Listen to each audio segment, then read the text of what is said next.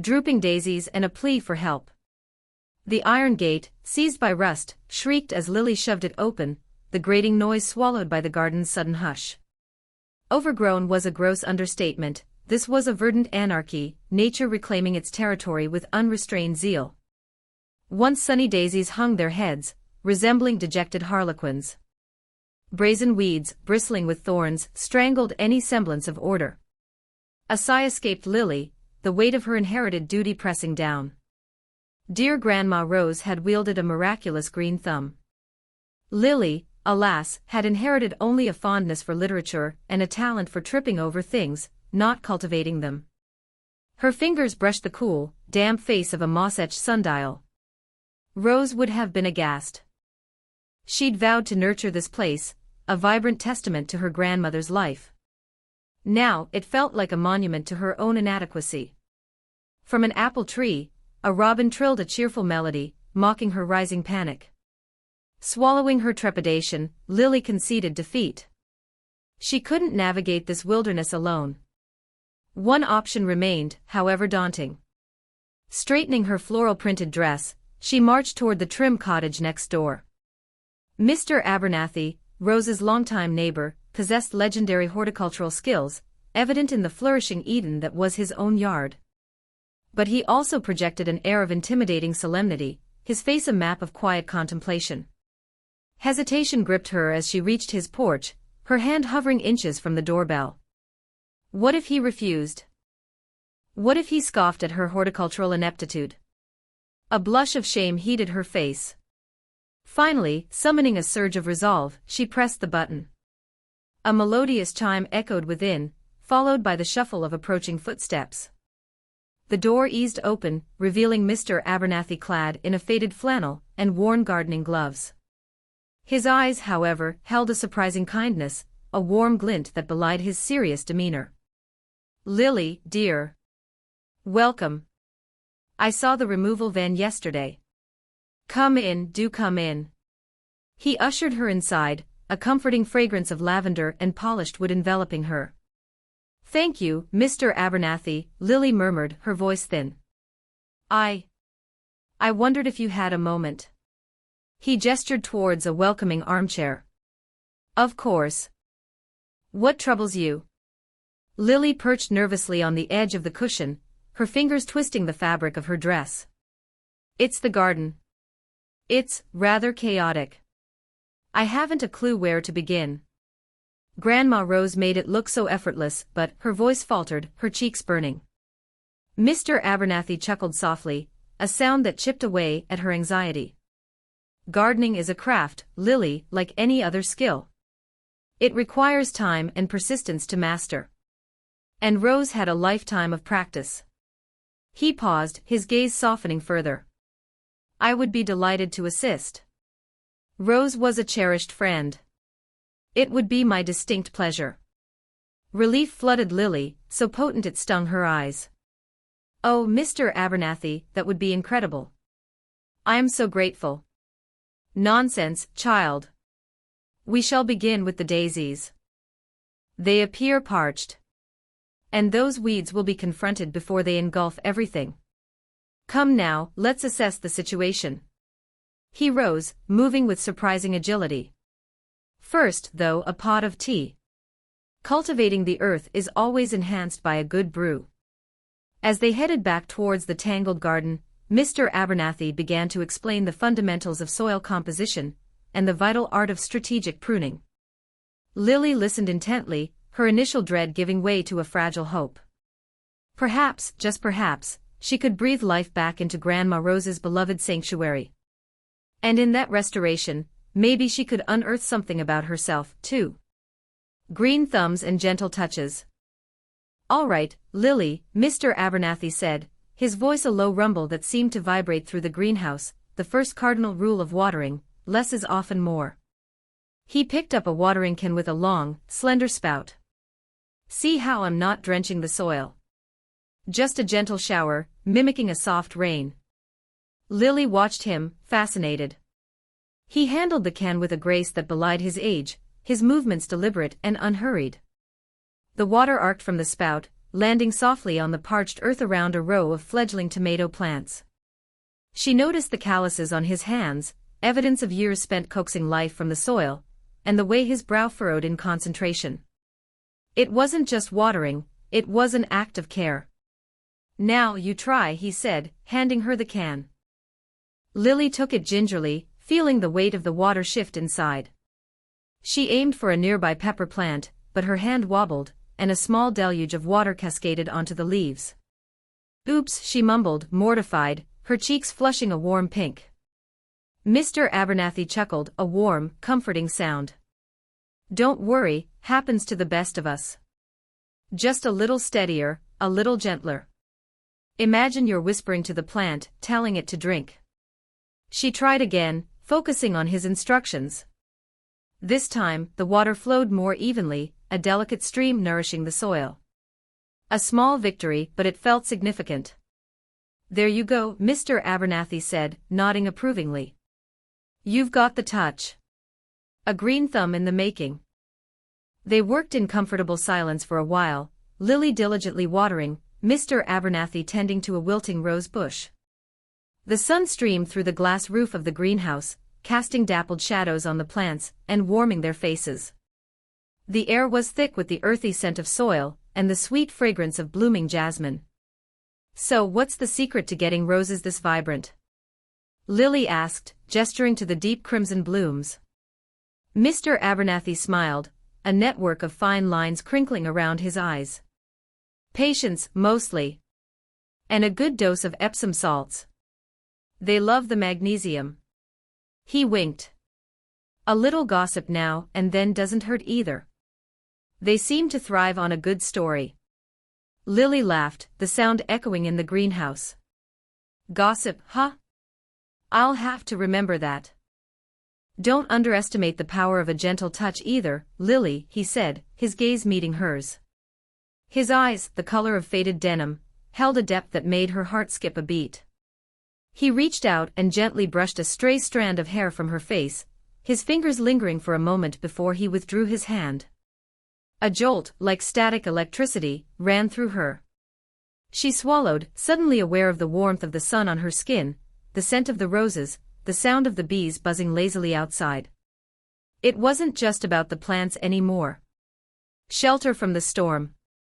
The first fat drops splattered on the paving stones, darkening them like ink blots.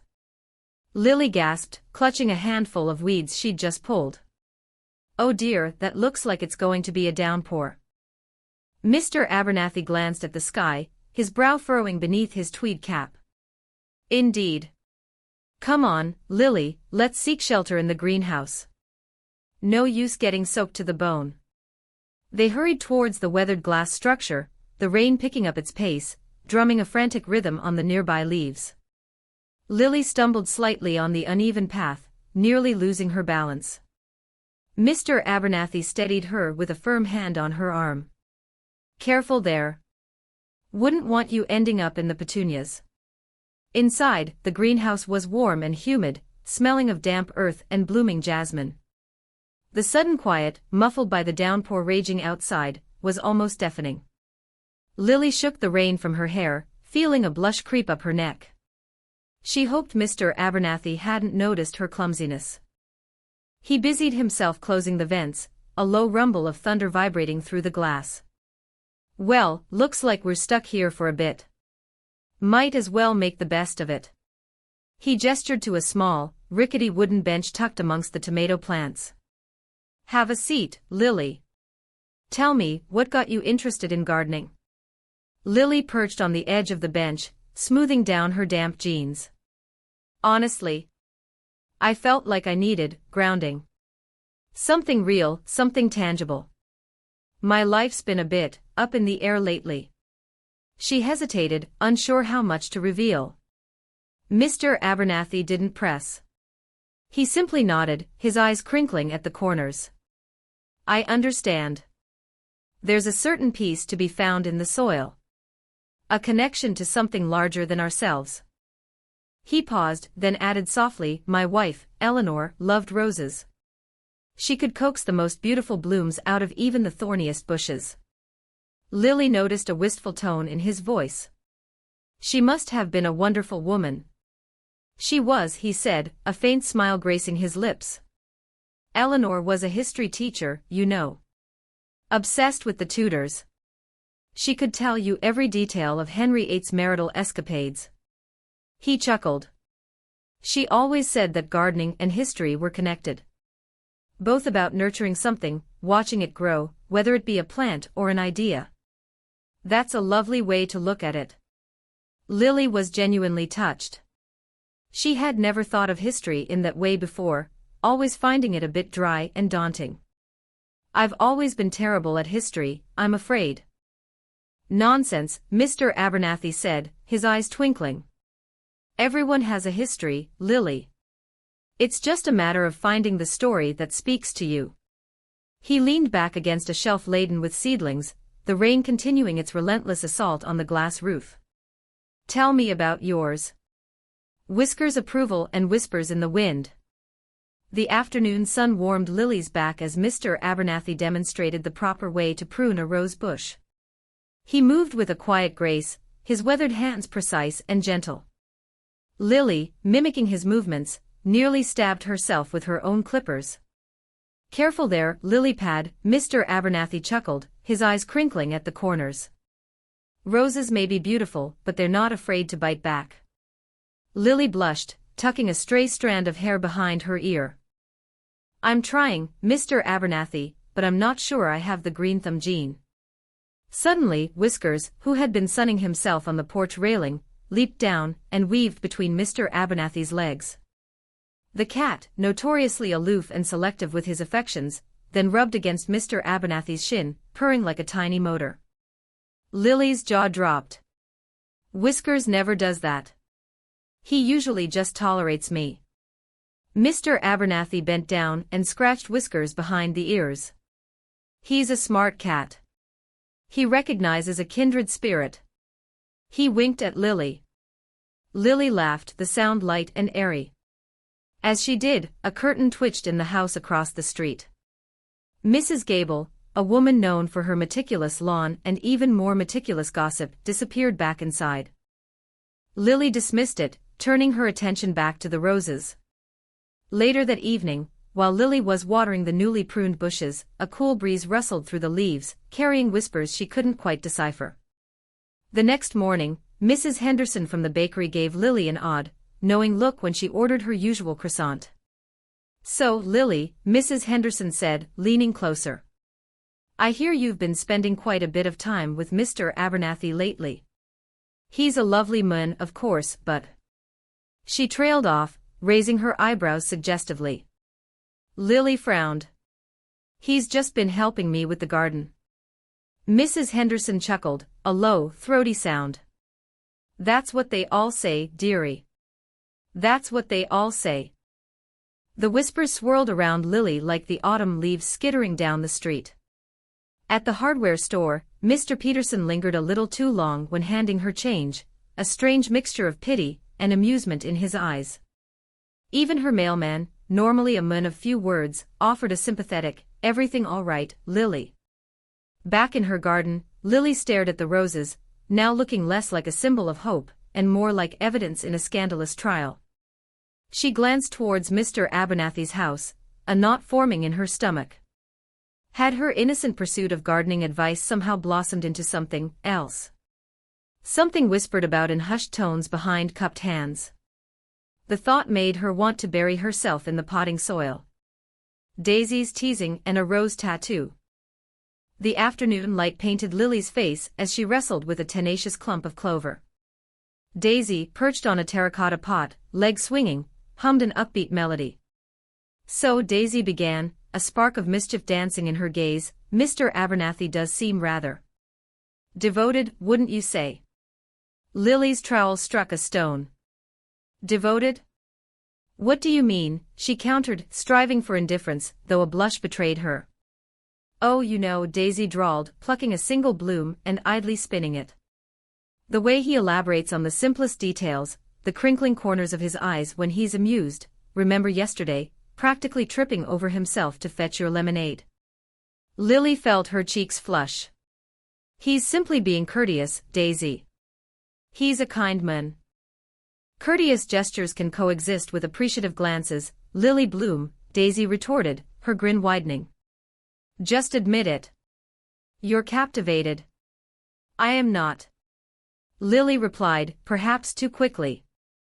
A particularly stubborn root broke in her grip. He's old enough to be my father figure. Daisy chuckled. Age is merely a number. And let's be honest, he possesses a certain, weathered elegance. Like a stately sycamore.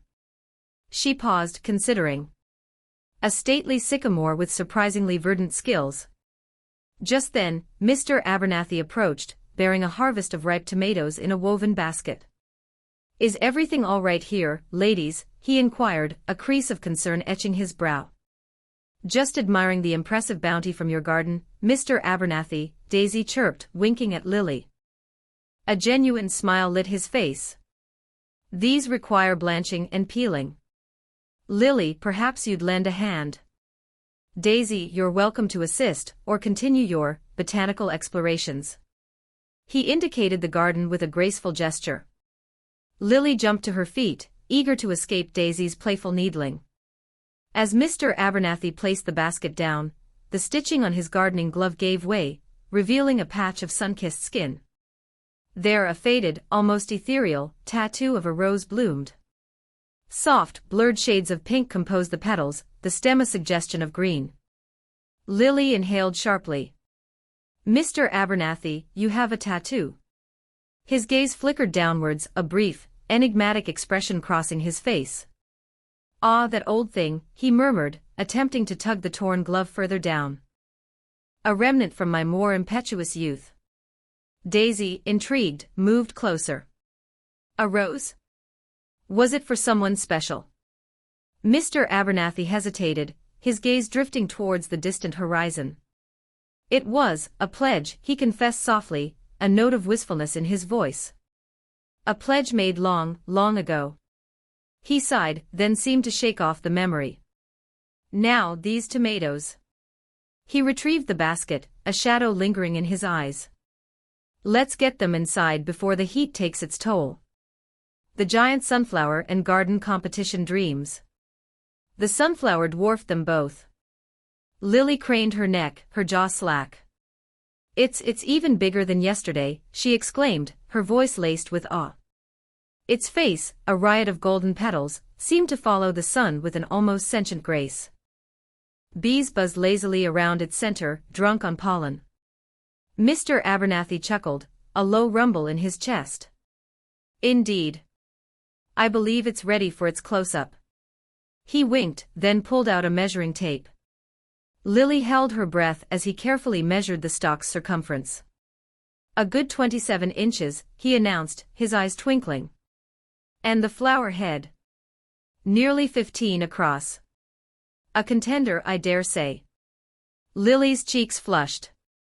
A contender for what? She asked, already suspecting the answer. He gestured grandly towards the town square. The annual Willow Creek Garden Competition, of course. Best vegetable, most vibrant rose bush, tallest sunflower, the works. And this, he patted the sunflower's thick stalk, is a champion waiting to happen. Lily's stomach fluttered with a mix of excitement and nerves. The garden competition. She'd heard whispers of it, a fiercely contested battle fought with compost and pruning shears. Oh, Mr. Abernathy, I don't know. She stammered, picturing seasoned gardeners with their perfectly manicured plots. She barely knew the difference between a weed and a wildflower. He placed a comforting hand on her shoulder. Nonsense, Lily. We've nurtured this beauty together. And besides, he lowered his voice conspiratorially, old Mrs. Higgins has been boasting about her prize-winning tomatoes for weeks. It's time someone dethroned her. The thought of toppling the formidable Mrs. Higgins, a woman known for her sharp tongue, and even sharper gardening shears, spurred Lily into action. All right, she said, a newfound determination in her voice. Let's do it. They headed inside, Mr. Abernathy retrieving the entry form from a drawer overflowing with seed packets and gardening gloves. The form was simple, asking for the entrance name, address, and a brief description of the entry. As Lily filled it out, her hand trembled slightly. She wrote Lily Bloom and Arthur Abernathy with a flourish, adding a magnificent sunflower, bursting with sunshine and joy. Mr. Abernathy beamed. Perfect. Now all that's left is to transport this behemoth to the town square. A fresh wave of panic washed over Lily. Transport it. How? The sunflower was rooted firmly in the earth, a veritable tower of green and gold. Mr. Abernathy stroked his chin thoughtfully. That is a bit of a pickle. I suppose we could. He trailed off, lost in thought. Lily watched him, her hopes momentarily deflating. Winning the competition, she realized, was more than just growing a big flower. It was about teamwork, problem-solving, and a whole lot of faith. Maybe, she suggested tentatively, we could ask for help. Some of the stronger folks in town. Mr. Abernathy's eyes lit up. An excellent idea, Lily. A community effort, that's what this will be. And who knows, he added with a mischievous grin, perhaps we'll even take home the blue ribbon. Rumors and retreat. The garden competition buzzed with a frenetic energy that made Lily's stomach flutter. Tables laden with prize-winning pumpkins, perfectly symmetrical succulents, and vibrant flower arrangements lined the village green. The air hung thick with the perfume of roses, and the earthy scent of damp soil. Mr. Abernathy, looking dapper in a tweed jacket, and a bow tie adorned with tiny watering cans, beamed at her. Ready to see if we can snag a ribbon, Lilipad? He asked, his eyes twinkling. Lily managed a weak smile, tugging at the hem of her floral dress. Ready as I'll ever be, I suppose. As they navigated through the throng of spectators, Lily overheard snippets of conversation. At first, it was the usual garden gossip, the best fertilizer for hydrangeas, the blight that was decimating the tomato crop. But then, a different sort of murmur began to weave its way through the crowd. Didn't expect to see Abernathy bringing someone young. Heard she's been spending a lot of time over there. Lily's cheeks burned. She caught fragments of whispers, glances that lingered a moment too long, and knowing smirks exchanged between matronly women clutching oversized peonies. A wave of self-consciousness washed over her, making her acutely aware of the age difference between herself and Mr. Abernathy. She felt like a wilting bloom under the scorching sun. They stopped in front of Mr. Abernathy's entry, a stunning display of heritage tomatoes, each plump and glistening like jewels. He began to explain the different varieties, his passion evident in every word. But Lily couldn't focus. The whispers had burrowed under her skin, planting seeds of doubt and embarrassment. Lilipad, are you all right? You seem a bit distant, Mr. Abernathy said, his brow furrowed with concern. I just need some air, she stammered, avoiding his gaze. All the flowers are making me a little lightheaded. She edged away, mumbling something about needing to find the lemonade stand. Mr. Abernathy looked confused but didn't press. Lily slipped into the crowd, weaving her way through the throngs of people until she reached the perimeter of the green. Leaning against the trunk of an ancient oak, she watched Mr. Abernathy from afar. He stood beside his tomatoes, patiently answering questions from the judges, his face animated and kind. He looked happy. And Lily felt a pang of guilt. Was she ruining that for him? Were these ridiculous rumors going to poison the one good thing that had happened to him since his wife passed? She knew she should go back, apologize, and tell him to ignore the gossip. But the thought of facing those knowing glances again, of being the subject of whispered speculation, paralyzed her. Instead, she turned and walked in the opposite direction, away from the garden competition, away from Mr. Abernathy, and towards the quiet solitude of her own little patch of earth. Friendship blooms anew. Lily pretended to examine a wilting petunia, but her focus was elsewhere. She felt eyes on her, a collective murmur that seemed to rise from the rose bushes and the tomato vines. Mrs. Higgins raised eyebrow, the way old Mr. Peterson adjusted his spectacles to get a better look. It all felt heavy, judgmental. Mr. Abernathy, finished staking a particularly unruly sunflower, turned to her. He wiped his brow with a faded handkerchief, his gaze gentle. You seem troubled, Lily. Are the aphids giving you more trouble than you let on? Lily's cheeks flushed a vibrant pink. It's not the aphids exactly, she mumbled, avoiding his eyes. She plucked a dead leaf from the petunia with unnecessary force. It's, well, people are talking. He chuckled, a low, rumbling sound. People always talk, Lily.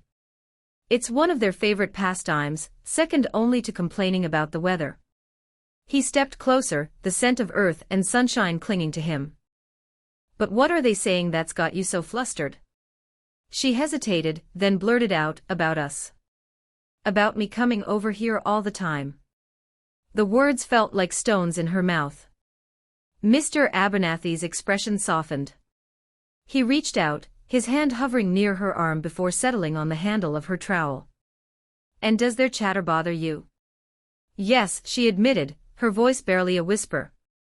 I don't want to cause trouble. I really enjoy learning from you, and I value your. She trailed off, unsure how to express the blossoming friendship she felt.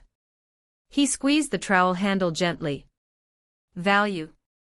Lily, your company has brought a splash of color back into this old garden, and into this old man's life.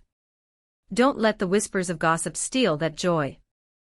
What we share here, a love for growing things, a willingness to learn, that's more important than any rumor. He paused, his eyes twinkling.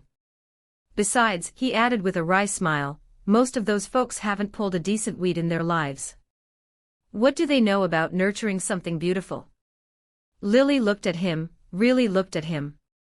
The lines etched around his eyes, the kindness in his gaze, the genuine warmth he radiated. She realized he was right.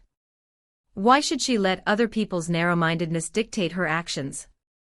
What was growing between them wasn't scandalous or shameful. It was a friendship, unexpected and precious. A small smile crept onto her face. You're right, she said, a newfound confidence in her voice. They're probably just jealous of our tomatoes. Mr. Abernathy laughed, a hearty sound that echoed through the garden. Exactly. Now, about those tomatoes. I think they could use a bit more Epsom salt. And ignore Mrs. Higgins. Her prize-winning roses have aphids anyway. Second place and lasting bonds. The announcer's voice boomed across the town square, a little distorted by the loudspeakers. And in second place, for their magnificent, though slightly unconventional, sunflower. Lily Bloom and Arthur Abernathy. Lily's stomach did a nervous flip-flop. Second place. A blush crept up her neck, hot and prickly. She hadn't dared to hope for even that. Mr. Abernathy, standing beside her, chuckled, a warm, rumbling sound. Well, Lily girl, seems our quirky Bloom made an impression. He gently steered her towards the makeshift stage. The mayor, a plump man with a booming laugh, beamed at them. Abernathy, always knew you had a green thumb. And Miss Bloom, a fine addition to the gardening community. He presented them with a blue ribbon, the shiny satin cool against Lily's suddenly clammy fingers.